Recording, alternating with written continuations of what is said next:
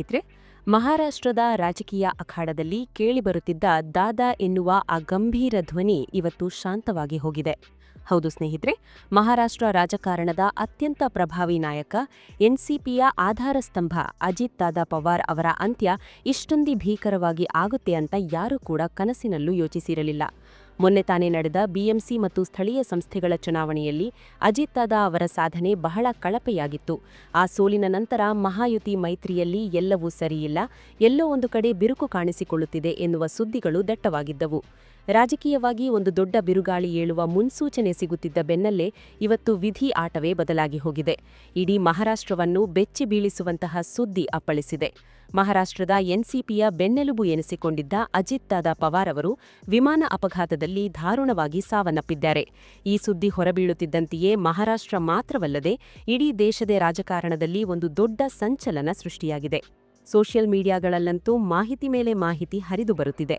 ಮಮತಾ ಬ್ಯಾನರ್ಜಿ ಅವರಂತಹ ನಾಯಕರು ಈಗಾಗಲೇ ಈ ಸಾವಿನ ಹಿಂದೆ ರಾಜಕೀಯ ಸಂಚು ಇದೆ ಎನ್ನುವ ಅನುಮಾನ ವ್ಯಕ್ತಪಡಿಸಿ ಬೆಂಕಿ ಹಚ್ಚಿದ್ದಾರೆ. ಹಾಗಾಗಿ ಈ ಇಡೀ ಘಟನೆ ಮಹಾರಾಷ್ಟ್ರದ ರಾಜಕೀಯದ ಮೇಲೆ ಎಂತಹ ಪರಿಣಾಮ ಬೀರಲಿದೆ ಮತ್ತು ಆ ಕರಾಳ ಕ್ಷಣದಲ್ಲಿ ಏನಾಯಿತು ಎನ್ನುವುದನ್ನು ನಾವು ಬಹಳ ಗಂಭೀರವಾಗಿ ತಿಳಿದುಕೊಳ್ಳಬೇಕಿದೆ. ಸ್ನೇಹಿತರೆ, ನೀವು ನೋಡ್ತಾ ಇದ್ದೀರಾ ಜಿಯೋಸ್ಕೋಪ್ ಕನ್ನಡ. ಸಬ್ಸ್ಕ್ರೈಬ್ ಮಾಡಿಲ್ಲ ಅಂದ್ರೆ ಈ ಕೂಡಲೇ ಸಬ್ಸ್ಕ್ರೈಬ್ ಮಾಡಿ. ಸಾಮಾನ್ಯವಾಗಿ ಒಂದು ಮನೆಯಲ್ಲಿ ಆಧಾರ ಸ್ತಂಭವಾಗಿದ್ದ ವ್ಯಕ್ತಿ ದಿಢೀರನೆ ಇಲ್ಲವಾದರೆ ಆ ಕುಟುಂಬದ ಪರಿಸ್ಥಿತಿ ಏನಾಗಬಹುದು ಎಂದು ನೀವೇ ಯೋಚಿಸಿ. ಆ ಮನೆಯವರಿಗೆ ಮುಂದೆ ಬದುಕುವುದು ಹೇಗೆ ಎನ್ನುವ ದೊಡ್ಡ ಪ್ರಶ್ನೆ ಕಾಡುತ್ತದೆ. ಈಗ ಮಹಾರಾಷ್ಟ್ರದ ಎನ್ಸಿಪಿ ಮತ್ತು ಮಹಾಯುತಿ ಸರ್ಕಾರದ ಪರಿಸ್ಥಿತಿಯೂ ಕೂಡ ಹಾಗೆಯೇ ಆಗಿದೆ. ಮಹಾರಾಷ್ಟ್ರದ ರಾಜಕಾರಣ ಕಳೆದ ಕೆಲ ವರ್ಷಗಳಿಂದ 3-4 ಪ್ರಮುಖ ನಾಯಕರ ಸುತ್ತಲೇ ಸುತ್ತುತ್ತಿತ್ತು. ಒಂದು ಕಡೆ ದೇವೇಂದ್ರ ಫಡ್ನವೀಸ್ ಇದ್ದರೆ, ಇನ್ನೊಂದು ಕಡೆ ಏಕನಾಥ್ ಶಿಂದೆ ಮತ್ತು ಅಜಿತ್ ದಾದಾ ಪವಾರ್ ಇದ್ದರು. ಮಹಾಯುತಿ ಎನ್ನುವ ಈ ದೊಡ್ಡ ಸಾಮ್ರಾಜ್ಯವನ್ನು ಬ್ಯಾಲೆನ್ಸ್ ಮಾಡುತ್ತಿದ್ದ ಮೇಜರ್ ಪಿಲ್ಲರ್ಗಳಲ್ಲಿ ಅಜಿತ್ ಪವಾರ್ ಪ್ರಮುಖರು. ಈಗ ಆ ಪಿಲ್ಲರ್ ಕುಸಿದು ಬಿದ್ದಿದೆ. ಈ ಅಪಘಾತದ ಬಗ್ಗೆ ವಿವರವಾಗಿ ನೋಡುವುದಾದರೆ, ಪಶ್ಚಿಮ ಮಹಾರಾಷ್ಟ್ರ ಎನ್ನುವುದು ದಶಕಗಳಿಂದ ಪವಾರ್ ಕುಟುಂಬದ ಕರ್ಮಭೂಮಿ. ಶರದ್ ಪವಾರ್ ಅವರು ಕಟ್ಟಿದ ಈ ಕೋಟೆಯಲ್ಲಿ ಅಜಿತ್ ದಾದಾ ಅವರದ್ದು ದೊಡ್ಡ ಹಿಡಿತವಿತ್ತು. ಆದರೆ ಇತ್ತೀಚಿನ ಸ್ಥಳೀಯ ಸಂಸ್ಥೆಗಳ ಚುನಾವಣೆಯಲ್ಲಿ ಶರದ್ ಪವಾರ್ ಮತ್ತು ಅಜಿತ್ ಪವಾರ್ ಇಬ್ಬರಿಗೂ ಭಾರೀ ಹಿನ್ನಡೆಯಾಗಿತ್ತು. ಈ ಹಿನ್ನಡೆಯ ನಡುವೆ ಬಾರಾಮತಿಯಲ್ಲಿ ಜಿಲ್ಲಾ ಪರಿಷತ್ ಚುನಾವಣೆ ಘೋಷಣೆಯಾಗಿತ್ತು. ಈ ಚುನಾವಣೆಯನ್ನು ಅಜಿತ್ ದಾದಾ ಅವರು ತಮ್ಮ ಪ್ರತಿಷ್ಠೆಯ ಕಣವಾಗಿ ಸ್ವೀಕರಿಸಿದ್ದರು.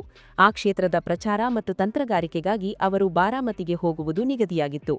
ವಾಸ್ತವವಾಗಿ ಅವರು ನಿನ್ನೆ ಸಂಜೆಯೇ ಹೋಗಬೇಕಿತ್ತು. ಆದರೆ ಅನಿವಾರ್ಯ ಕಾರಣಗಳಿಂದ ಪ್ರಯಾಣ ಇವತ್ತು ಬೆಳಿಗ್ಗೆಗೆ ಮುಂದೂಡಲ್ಪಟ್ಟಿತ್ತು. ಇವತ್ತು ಬೆಳಿಗ್ಗೆ ಸರಿಯಾಗಿ 8:32 ಲಿಯರ್ ಜೆಟ್ 45 ಎನ್ನುವ ಖಾಸಗಿ ವಿಮಾನದಲ್ಲಿ ಅಜಿತ್ ದಾದಾ ಪವಾರ್ ಅವರು ಬಾರಾಮತಿಯ ಕಡೆಗೆ ಪ್ರಯಾಣ ಬೆಳೆಸಿದ್ರು. ವಿಮಾನ ಟೇಕ್ ಆಫ್ ಆಗುವಾಗ ಯಾವುದೇ ತಾಂತ್ರಿಕ ದೋಷವಿರಲಿಲ್ಲ. ಸುಮಾರು 42 ನಿಮಿಷಗಳ ಕಾಲ ವಿಮಾನ ಆಕಾಶದಲ್ಲಿ ಸುಸೂತ್ರವಾಗಿ ಹಾರಾಟ ಮಾಡಿ ಬಾರಾಮತಿಯನ್ನು ತಲುಪಿತ್ತು. ಅಲ್ಲಿನ ಏರ್ ಸ್ಟ್ರಿಪ್ ಮೇಲೆ ಲ್ಯಾಂಡ್ ಮಾಡಲು ಪೈಲಟ್ ಪ್ರಯತ್ನಿಸಿದ್ದಾರೆ. ಆದರೆ ಆ ಕ್ಷಣದಲ್ಲಿ ಏನೋ ಒಂದು ದೊಡ್ಡ ಎಡವಟ್ಟು ನಡೆದಿದೆ. ಪೈಲಟ್ ವಿಮಾನವನ್ನು ಇಳಿಸಲು ಪ್ರಯತ್ನಿಸುವಾಗ ಬಹಳ ಗಾಬರಿಯಲ್ಲಿದ್ದರು ಎನ್ನುವುದು ಎಟಿಸಿ ಸಿಬ್ಬಂದಿಗೆ ಅರಿವಾಗಿತ್ತು. ರನ್ವೇ ಮೇಲೆ ಇಳಿಯಬೇಕಿದ್ದ ವಿಮಾನ ಸ್ವಲ್ಪ ಪಕ್ಕಕ್ಕೆ ವಾಲಿತ್ತು. ಸರಿಯಾಗಿ 8:48 ವಿಮಾನ ಲ್ಯಾಂಡ್ ಆಗುವ ಸಾಹಸ ಮಾಡಿತ್ತು. ಆದರೆ ಅದು ಸ್ಮೂತ್ ಲ್ಯಾಂಡಿಂಗ್ ಆಗಿರಲಿಲ್ಲ.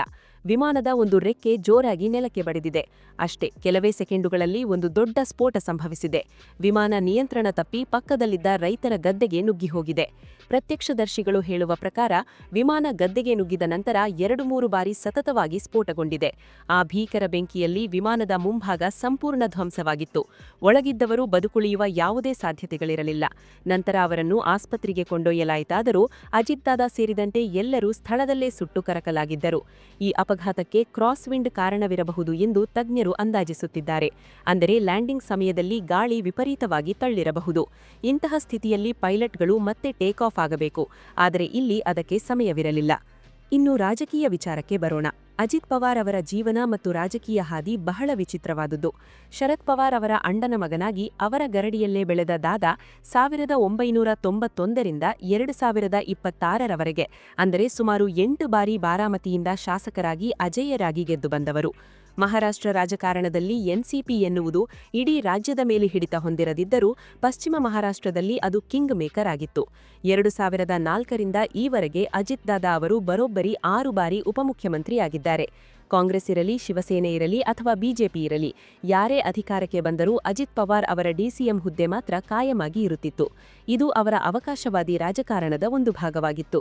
ಅವರ ಮೇಲೆ ಭ್ರಷ್ಟಾಚಾರದ ಗಂಭೀರ ಆರೋಪಗಳಿದ್ದವು. ಬಿಜೆಪಿಯವರೇ ಒಂದು ಕಾಲದಲ್ಲಿ ಇವರನ್ನು ಭ್ರಷ್ಟಾಚಾರದ ರೂವಾರಿ ಎಂದು ಟೀಕಿಸುತ್ತಿದ್ದರು. 2024ರ ಚುನಾವಣೆಯಲ್ಲಿ ಬಿಜೆಪಿ ಹಿನ್ನಡೆ ಅನುಭವಿಸಲು ಅಜಿತ್ ಪವಾರ್ ಅವರನ್ನು ಮೈತ್ರಿಗೆ ಸೇರಿಸಿಕೊಂಡಿದ್ದೇ ಕಾರಣ ಎಂದು ಆರ್ಎಸ್ಎಸ್ ಕೂಡ ಅಸಮಾಧಾನ ವ್ಯಕ್ತಪಡಿಸಿತ್ತು. ಆದರೆ ಇಷ್ಟೆಲ್ಲ ಅವಗುಣಗಳ ನಡುವೆಯೂ ಅವರಲ್ಲಿ ಒಂದು ಅದ್ಭುತ ಗುಣವಿತ್ತು. ಅದು ಅವರ ಕ್ಷೇತ್ರದ ಮೇಲಿನ ಪ್ರೀತಿ. ಬಾರಾಮತಿಯನ್ನು ಅವರು ಒಂದು ಮಾದರಿ ಕ್ಷೇತ್ರವಾಗಿ ಅಭಿವೃದ್ಧಿ ಮಾಡಿದ್ದರು. ಅಜಿತ್ ಪವಾರ್ ಒಬ್ಬ ಪ್ರಾಕ್ಟಿಕಲ್ ರಾಜಕಾರಣಿ. ತನಗೆ ಯಾವುದೇ ಕೆಟ್ಟ ಚಟಗಳಿಲ್ಲ, ರಾಜಕಾರಣವೇ ನನ್ನ ಚಟ ಎಂದು ಅವರು ಬಹಿರಂಗವಾಗಿ ಹೇಳಿಕೊಳ್ಳುತ್ತಿದ್ದರು. ತಾನು ಮುಖ್ಯಮಂತ್ರಿಯಾಗಬೇಕು ಎನ್ನುವ ಹಂಬಲ ಅವರಿಗಿತ್ತು. ಈಗ ಎನ್ಸಿಪಿಯಲ್ಲಿ 2 ಬಣಗಳಾಗಿದ್ದರೂ ಸಹ ತೆರೆಯ ಮರೆಯಲ್ಲಿ 2 ಬಣಗಳನ್ನು ಒಂದು ಮಾಡುವ ಪ್ರಯತ್ನಗಳು ನಡೆಯುತ್ತಿದ್ದವು ಎನ್ನಲಾಗುತ್ತಿದೆ. ಶರದ್ ಪವಾರ್ ಅವರು ತಮ್ಮ ಮಗಳ ಸುಪ್ರಿಯಾ ಸುಳೆಗೆ ಕೇಂದ್ರ ರಾಜಕಾರಣ ಮತ್ತು ಅಜಿತ್ ಪವಾರ್ಗೆ ರಾಜ್ಯ ರಾಜಕಾರಣವನ್ನು ಬಿಟ್ಟುಕೊಡುವ ಸೂತ್ರ ಸಿದ್ಧಪಡಿಸುತ್ತಿದ್ದರು ಎಂಬ ಮಾತುಗಳಿದ್ದವು. ಅಜಿತ್ ಪವಾರ್ ಕೂಡ ಮುಂದಿನ 1.5 ವರ್ಷದಲ್ಲಿ ಸರ್ಕಾರದಿಂದ ಹೊರಬಂದು ಎನ್ಸಿಪಿಯನ್ನು ಮತ್ತೆ ಕಟ್ಟಿ 2029ರಲ್ಲಿ ಬಿಜೆಪಿ ವಿರುದ್ಧ ತೊಡೆತಟ್ಟಲು ಪ್ಲಾನ್ ಮಾಡಿದ್ದರು ಎಂದು ಚರ್ಚೆಯಾಗುತ್ತಿದೆ. ನಿನ್ನೆ ನಡೆದ ಕ್ಯಾಬಿನೆಟ್ ಮೀಟಿಂಗ್ನಲ್ಲಿ ಏಕನಾಥ ಶಿಂದೆ ಇರಲಿಲ್ಲ, ಆದರೆ ಅಜಿತ್ ದಾದಾ ಇದ್ದರು. ಇವೆಲ್ಲವೂ ಮಹಾರಾಷ್ಟ್ರದಲ್ಲಿ ಯಾವುದೋ ದೊಡ್ಡ ರಾಜಕೀಯ ಬದಲಾವಣೆಯ ಸೂಚನೆಯನ್ನು ಕೊಡುತ್ತಿದ್ದವು. ಈಗ ದಾದಾ ಅವರ ನಿರ್ಗಮನದಿಂದ ಅವರ ಬಳಿಯಿದ್ದ 41 ಶಾಸಕರ ಭವಿಷ್ಯವೇನು? ಅವರ ಕುಟುಂಬದ ಸದಸ್ಯರಾದ ಸುನೇತ್ರಾ ಪವಾರ್ ಪಕ್ಷವನ್ನು ಮುನ್ನಡೆಸುತ್ತಾರಾ ಅಥವಾ ಶರದ್ ಪವಾರ್ ಎಲ್ಲವನ್ನೂ ಮತ್ತೆ ತಮ್ಮ ಸುಪರ್ದಿಗೆ ತೆಗೆದುಕೊಳ್ಳುತ್ತಾರಾ ಎನ್ನುವುದು ಕುತೂಹಲ ಮೂಡಿಸಿದೆ. ಬಿಜೆಪಿ ಸದ್ಯಕ್ಕೆ 132 ಶಾಸಕರನ್ನು ಹೊಂದಿರುವುದರಿಂದ ಸರ್ಕಾರ ಬೀಳದೇ ಇರಬಹುದು, ಆದರೆ ರಾಜಕೀಯ ಸಮೀಕರಣಗಳಂತೂ ಅಸ್ತವ್ಯಸ್ತವಾಗಿವೆ. ದಾದಾ ಅವರ ಈ ಸಾವು ಮಹಾರಾಷ್ಟ್ರ ರಾಜಕಾರಣದಲ್ಲಿ ಯಾವ ಮಜಲಿಗೆ ಹೋಗಿ ತಲುಪುತ್ತೆ ಅನ್ನೋದನ್ನ ಕಾದು ನೋಡಬೇಕು. ನಾನು ಮುಂದಿನ ಅಪ್ಡೇಟ್ ಬಂದಾಗ ಇದರ ಬಗ್ಗೆ ಮಾಹಿತಿ ತಿಳಿಸ್ತೀನಿ. ಜೈ ಹಿಂದ್, ಜೈ ಕರ್ನಾಟಕ.